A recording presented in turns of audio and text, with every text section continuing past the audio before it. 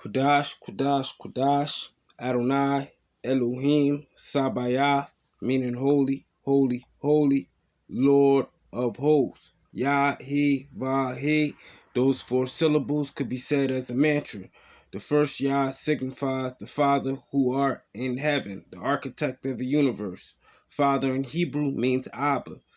He signifies the divine feminine, Mother Nature, who art in the earth, the womb of the earth where mankind was created. Va being mankind itself. In the beginning, Elohim, meaning plural, more than one, said, let us create them in our image. Keywords us and our. Back to He, the divine feminine, which is Anachokma, mother wisdom, spirits of the wind. Wisdom is always referred to as a her. As above, so below. The macro prosophist above and the micro prosophist below, because we are the microorganisms in the host of the Elohim. Shabbat Shalom. We know through the greater and lesser keys of Solomon that Shabbat comes from the planetary name Shabbatai. Shabbatai correlates with Saturn. Saturn correlates with Saturday. As we know, Shabbat as the seventh day will be, most go by Friday sundown to Saturday sundown. So today I'm going to go back into another post in which I wrote meditating. I was actually replying to a comment in which I left under another spiritual video that I was watching, and I always try to put my little 2 cents in and give insight. But as I'm writing these things, the spirit just moves through me and allows me to put things together, stuff that I already thought of, but I could have never just made this up, it just came, and that's how it came out. And stuff that I've already said before, but to elaborate, in different areas and on new topics. All right, I'm gonna just jump right into it. This is another Facebook post in which I just originally just made. Actually, a reply to a comment. Cut the first part off. Jump into it. Just trying to give a little divine insight because everybody can't explain or comprehend these things properly, thinking in a carnal mind. I used to be the same way until I came out of religion and the traditions of men and started thinking for myself and actually studying myself, and it didn't take anything away from my spirituality, but made my faith stronger by actually understanding that the Bible is written in parables, allegories, metaphors, and figurative language. And there wasn't just a simple explanation without much validity, but actually codes to be deciphered and discerned and unravel the mystery of mysteries by finding the truth through consistencies and patterns. Like the book of Isaiah says, read precept upon precept, line upon line, here a little, there a little. And the Bible actually answers itself. When you understand there's duality at play, a esoteric and exoteric meaning to it all, spiritual and physical, and multiple texts added and taken away, like the book of Revelation predicts. And you read the forbidden text, not by God, but by men who canonized the book. I realized everything they made you believe to be wrong, most is actually in reverse, besides the concept of wickedness and the evil inclination. But the things that actually give you Jesus-like powers and abilities, and allows you to properly fight the forces of evil, principalities, and rulers of the darkness. They tell you to stay away from, to forever control the narrative and keep you under their spell and stronghold, when Jesus clearly stated that those who come after him will be able to perform the things in which he did and even work greater wonders. Did you ever think how is that possible based on the way you were groomed to perceive it to be in religious institutions. If you're aware of that passage, not saying you aren't, because I'm not into insulting or belittling people, even downplaying them to make them look bad. That's the intent of the six ether beings, which biblically you know as the Edomites, or 666 beast system ideology. Like I said, they're all codes, which very few can actually figure out or comprehend. But it is written. Those books that Daniel was told to seal up until the end time, that the elect would find and be able to decode.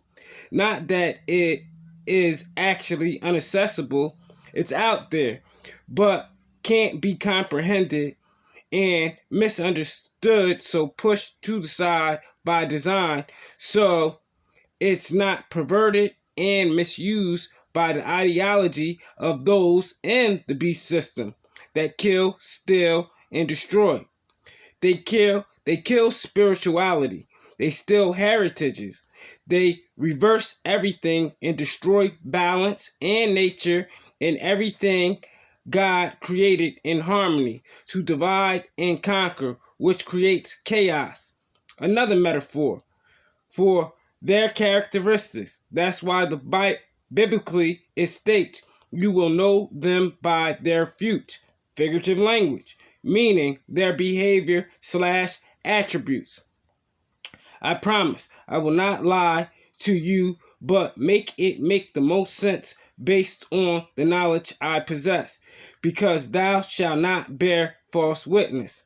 God's laws are the laws of cause and effect, the do's and the don'ts, which if you read in the book of Deuteronomy, you see by your actions of following or going against them either renders a judgment or a salvation.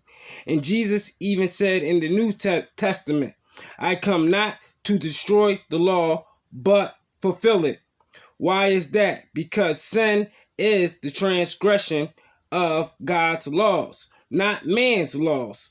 So any religious institutions that tell you that the law is done away with and just X that out, bless everything in Jesus' name, and you're cool, is a lie and will have no power, because Jesus died to fulfill that law and sins, which is the transgression of that law, is an antichrist, meaning anti-God, because God is the law and the law is the balance of nature and the nature of things.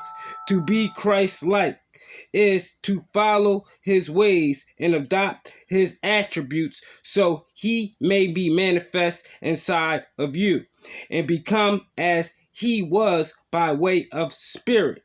That's what unlocking the Christos consciousness is. When you reach your higher self of spirituality, that's what the rapture is. You ascending from your lower self of ignorance, the valley of dry bones, a dead state of spirit and being, deaf, dumb, and blind to the fact of what's a realistic reality and what's fake and a illusion, to your Christos consciousness.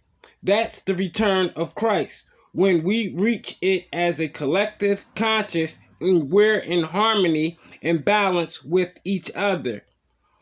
And thy kingdom come, and the will is done on earth as it is in heaven. Another parable to what's to come.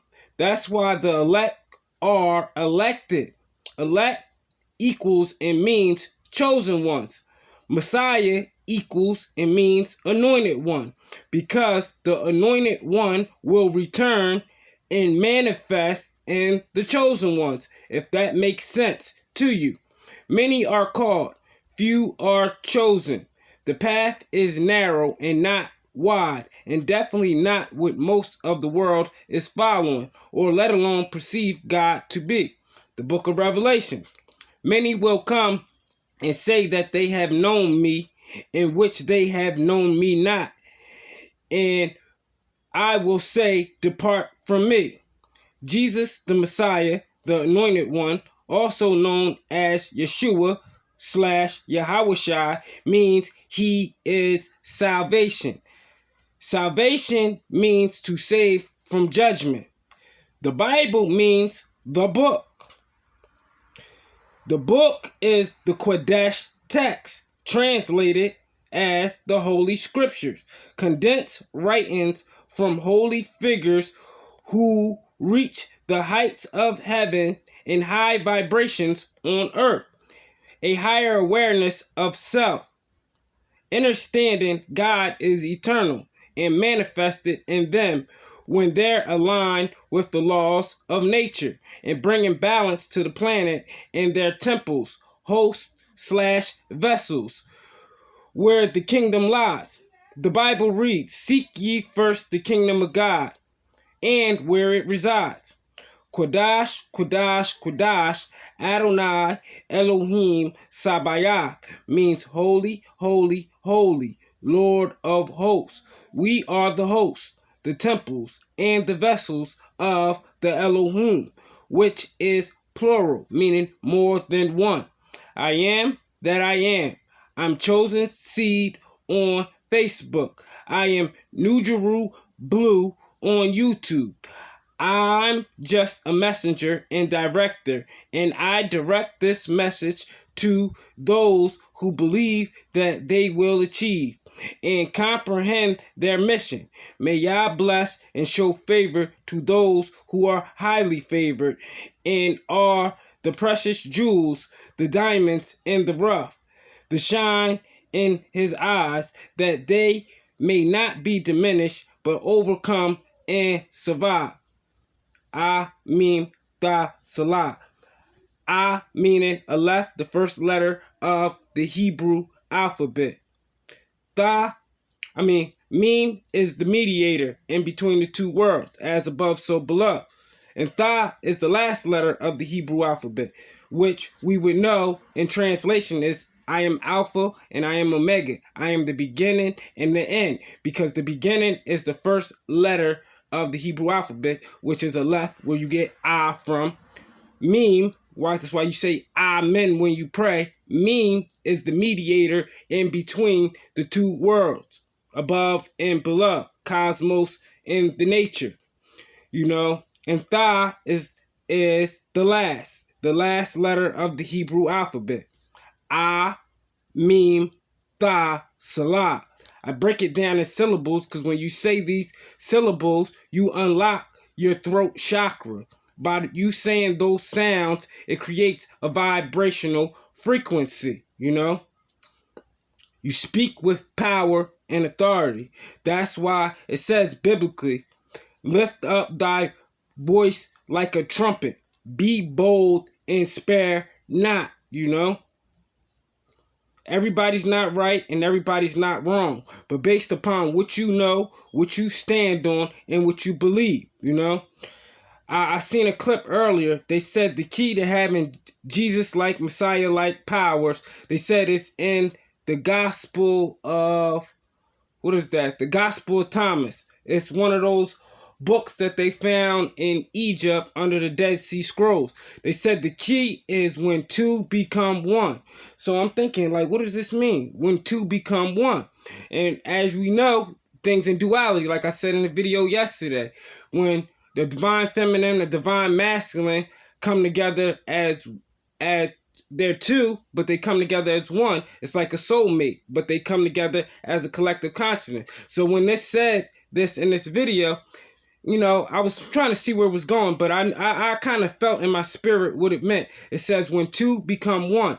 It says in order to be able to tell a mountain, move from here to there, or just like it says in biblically, how the elect will be able to perform these wonders, like, tell that mountain, go throw yourself in the sea, which I did in another video.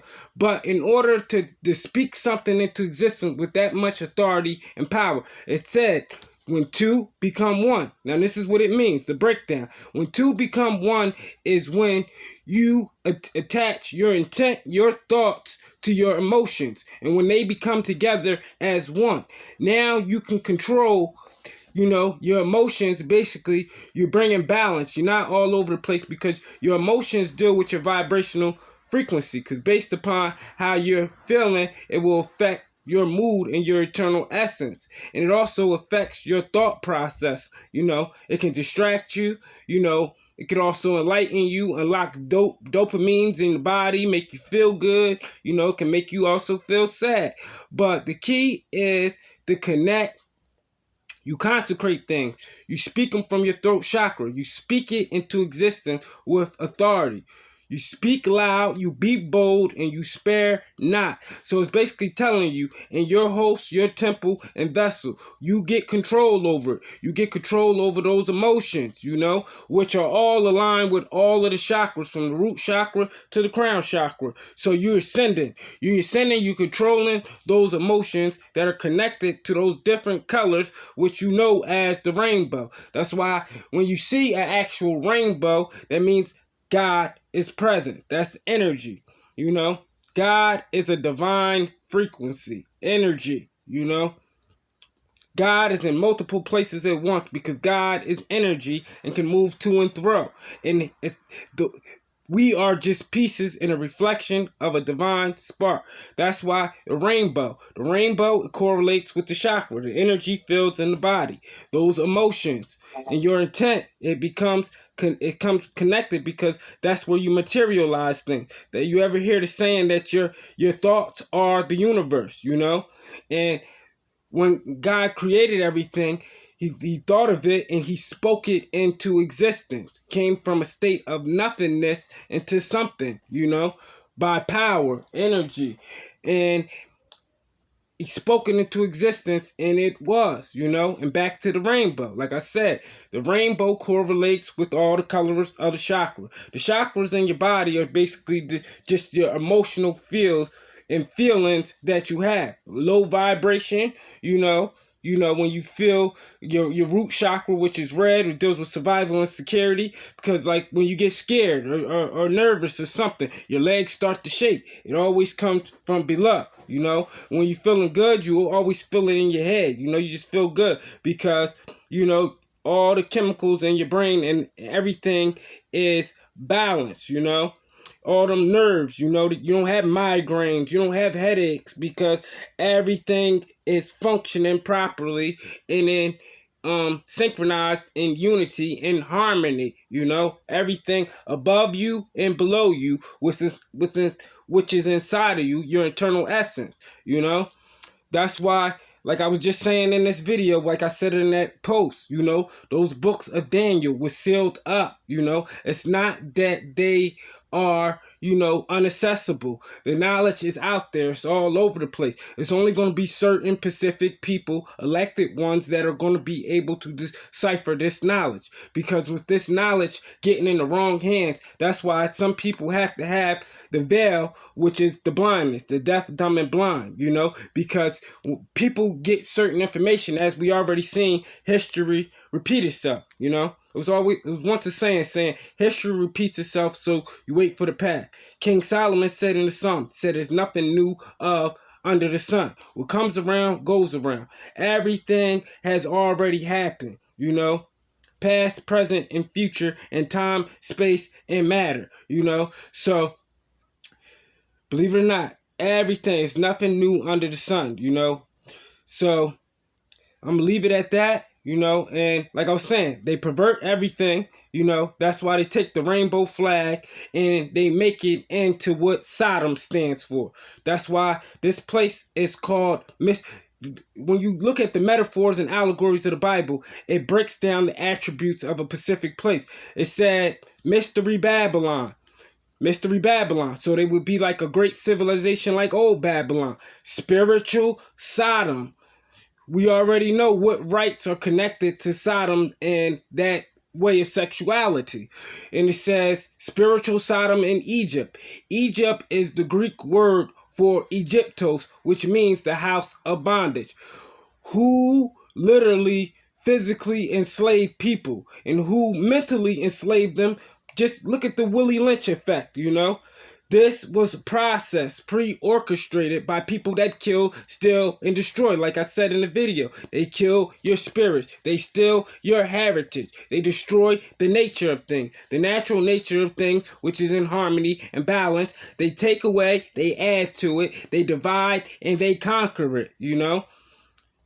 So, literally, you know, they pervert things back to the attributes. Mystery Babylon, like old Babylon, great civilization, spiritual Sodom, you know, the sexuality, promoting those rights that connects the rainbow flag unto it, you know, which is blasphemy, pure ignorance. But let's keep going. Spiritual Sodom in Egypt. Egypt meaning, coming from the Greek word Egyptos, meaning the house of bondage, which the real name for Egypt is Mitzrayim, but the metaphor as the house of bondage, meaning that they spiritually and physically put people in bondage.